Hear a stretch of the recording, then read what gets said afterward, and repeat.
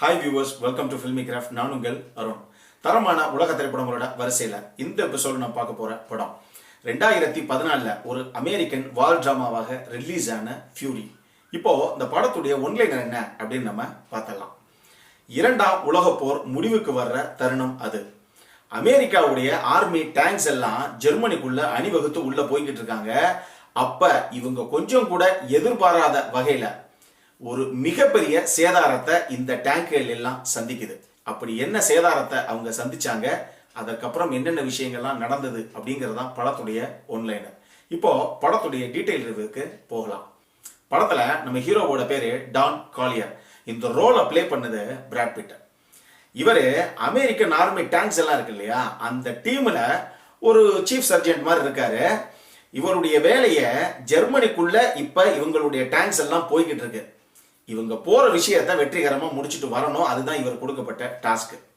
இவருடைய டீம்ல இவர் மட்டும் இல்லாம, உதாரணத்துக்கு இவர் ஒரு டேங்க்ல இருக்காரு அப்படின்னா, இவர் ஒரு கமாண்டர் மாதிரி எல்லாத்தையும் கமாண்ட் பண்ணா கூட அந்த டேங்குக்குள்ள ஒரு டிரைவர் ஒருத்தர் இருக்காரு, ஒரு அசிஸ்டன்ட் டிரைவர் ஒருத்தர் இருக்காரு, ஒரு கன்மேன் ஒருத்தர் இருக்காரு, இந்த கன்னுக்கு புல்லட்ஸ் எல்லாம் உள்ள லோட் பண்ணக்கூடிய ஒரு லோட் மேன் ஒருத்தர் இருக்காரு. இப்ப அந்த அசிஸ்டன்ட் டிரைவரா இருக்காங்கல்ல ஒருத்தர், அவருடைய வேலை என்ன அப்படின்னா, டிரைவர் தான் டேங்கை ஓட்டிக்கிட்டு இருக்காரு, அப்புறம் அசிஸ்டன்ட் சும்மா வேலைக்கு பார்க்கறதுக்காக உட்கார்ந்துருக்காரு. அவருக்கு இன்னொரு கன்னு ஒன்று இருக்குது, அதை ஆபரேட் பண்றதுதான் இவருடைய வேலை. இப்படி இருக்க நம்ம ஹீரோவோட டேங்க்ல இருக்கிற அந்த அசிஸ்டன்ட் டிரைவர் ஒரு தருணத்துல ஒரு வாரில் இறந்து போயிடுறார் காயத்துல. இதன் காரணமாக இப்ப நம்ம ஜெர்மனிக்குள்ள வார் ஃபீல்ட்ல இருக்கிறோம். இமீடியட்டா இதுக்கு ஒரு ரீப்ளேஸ்மெண்ட் வேணும், ஒருத்தர் அனுப்புங்க அப்படின்னு சொன்னா நார்மன் அப்படின்னு சொல்லி ஒரு நபரை அனுப்புறாங்க. அந்த ஆளு பேசிக்கா ஒரு டைபிஸ்ட். அந்த ஆளுக்கும் வாருக்கும் சம்பந்தமே கிடையாது. அப்படிப்பட்ட ஒரு நபரை வேற ஆள் இல்ல இப்போதைக்கு யூஸ் பண்ணிக்கங்கிறதுக்காக அவரை இங்க அனுப்புறாங்க. அவர் வந்தவனே ஹீரோ கேட்கிறாரு, நீங்க எவ்வளவு நாளா இருக்கீங்க வாரல, உங்களுக்கு வார் ஃபீல்ட பத்தி என்ன தெரியும் அப்படின்னு கேட்டா, இல்ல சார் நான் 8 வாரமா தான் இருக்கேன் அப்படிங்கிறாரு அவரு. இதுல பிரச்சனை என்ன அப்படின்னா, அவர் ரொம்ப அநியாயத்துக்கு அப்புறாணியா இருக்காரு. அவருக்கு வந்து ஐயோ உயிரை கொள்ளணும் அப்படின்னாலே, சார் பாவம் சார் எதுக்கு சார் இதெல்லாம் பண்ணிக்கிட்டு அப்படிங்கிற மாதிரி ஒரு ஆளு. ஆனா ஹீரோ எப்படிப்பட்ட ஒரு நபர் அப்படின்னா, போர்க்களம் அப்படின்னு உள்ள இறங்கிட்டா அதுல ஈவு இறக்கமே பார்க்க கூடாது. யாராக இருந்தாலும் சுற்றணும். அவங்கிட்ட நீ ஈவு இறக்கம்லாம் பார்த்த அப்படின்னா கண்டிப்பாக உன் உயிர் அங்க இருக்காது. இதுதான் ஹீரோவுடைய ஸ்டேட்மெண்ட் எப்பயுமே. இப்படி ஒரு நபரு அந்த மாதிரி ஒரு அப்பாவியான நபரை கூப்பிட்டுக்கிட்டு போருக்கு போறாரு. இப்படி இரக்க குணமுடைய ஒரு ஆளை கூட்டுட்டு போருக்கு போறதின் விளைவாக இவங்க என்னென்ன விஷயங்கள்லாம் இதுக்கப்புறம் சந்திக்கிறாங்க அப்படிங்கறதுதான் படத்துடைய மொத்த கதையை. இந்த படத்துல எனக்கு ரொம்ப பிடிச்ச விஷயங்கள் அந்த ஆக்ஷன் கோரியோகிராஃபி. முக்கியமாக சொல்லணும் அப்படின்னா, படத்துல கண்டிப்பாக சொல்ல வேண்டிய ஒரு ஷாட் ஒன்று இருக்கு. ஆக்சுவலி இவங்க 4 டேங்க் எடுத்துட்டு போயிடுவாங்க. ஜெர்மன் சைட்ல இருந்து ஒரே ஒரு டேங்க் வரும், கொஞ்சம் பெருசா இருக்கும் அந்த டேங்க். அந்த டேங்குடைய பேர் டைகர். இவங்க 4 டேங்க்ல இருந்து சரமாரியா சுடுவாங்க அந்த ஒரே டேங்க. அந்த டேங்க் அதை மதிக்க கூட செய்யாது. ஆனா அந்த டைகர் டேங்க்ல இருந்து வர்ற ஒரு குண்டுக்கும் இங்க ஒரு டேங்க் தெரிச்சு காலியாகி விடுவோம். அந்த மாதிரி ஒரு சுச்சுவேஷன்ல வந்த 3 டேங்க் காலியாகி ஒரே ஒரு டேங்க் மட்டும் இருக்கும், ஹீரோவோட டேங்க். அது அந்த குட்டி டேங்கை வச்சு அந்த டைகர் டேங்கை இவங்க எப்படி ஃபேஸ் பண்றாங்க அப்படிங்கிறதுக்கான ஒரு ஷாட். அது ஒரு டாப் ஆங்கிள் ஷாட்டு, அவ்வளவு சூப்பராக இருக்கும். அந்த இடத்துல அந்த ஆக்ஷன் கோரியோகிராஃபியும் சரி, அதை படமாக்கின விதமும் சரி, அதுக்கு கொடுத்த பிஜிஎம்மும் சரி வேற லெவல்ல இருக்கும். அவ்வளவு சூப்பரா இருக்கும் அந்த சீன். அதே மாதிரியே இந்த படத்துக்கு ஸ்டார்டிங்ல இருந்து எண்டிங் வரைக்கும் எந்தெந்த சீனுக்கு எந்தெந்த மாதிரி ரீரெக்கார்டிங் பண்ணணுமோ அந்தந்த மாதிரியே பண்ணியிருப்பாங்க. சில சீன்ஸுக்கு ரொம்ப மெலடியா பண்ணியிருப்பாங்க. அதுக்கு காரணம் என்னன்னா, அந்த சீன் அந்த ஷாட்டு அந்த பிஜிஎம் தான் டிமாண்ட் பண்ணியிருக்கோம், அந்த மாதிரியே பண்ணியிருப்பாங்க. அதே மாதிரி ஒரு டேங்க் இப்போ உடனே பரபரப்பா கிளம்பி உள்ள போகுது அப்படின்னா, அந்த பரபரப்பை எப்படி ஆடியன்ஸுக்கு கடத்தணுமோ அந்த அளவுக்கு சூப்பராக பிஜிஎம்ஸும் பண்ணியிருப்பாங்கன்னு சொல்லலாம். அதே மாதிரி அந்த ஹீரோவான டான் காலியர் அப்படிங்கிற அந்த கதாபாத்திரத்தை பிராட் பிட் தான் பண்ணியிருப்பாரு.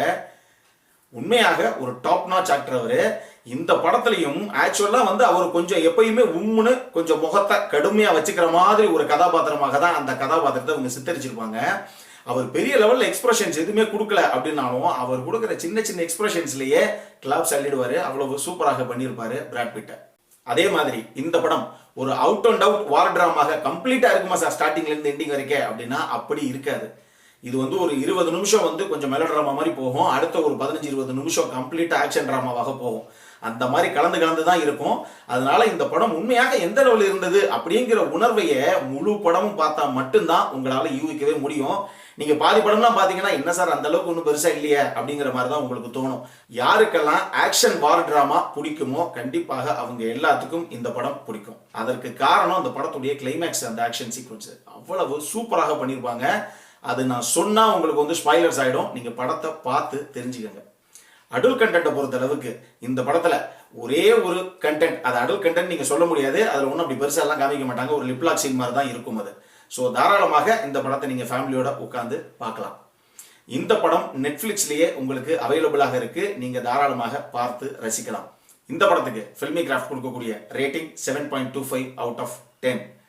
இப்போ நம்மளுடைய அடுத்த செக்மெண்டான இன்ட்ரெஸ்டிங் ஃபேக்ட்ஸ் அபவுட் த மூவிக்கு போகலாம்.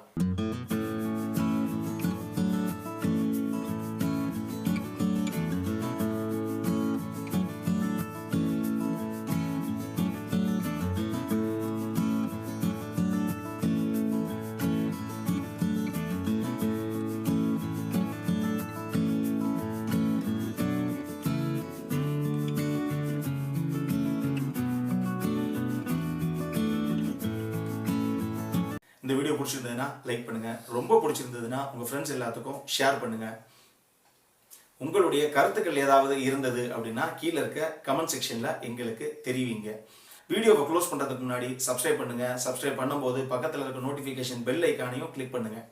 அப்பதான் எங்களுடைய வீடியோஸ் எல்லாம் உங்களை ஆன் டைம் வந்து சேரும். இதே மாதிரி இன்னொரு உலகத்தரமான படத்தோட அடுத்த முறை உங்களை சந்திக்கிற வரைக்கும் it is Arun signing off. Bye.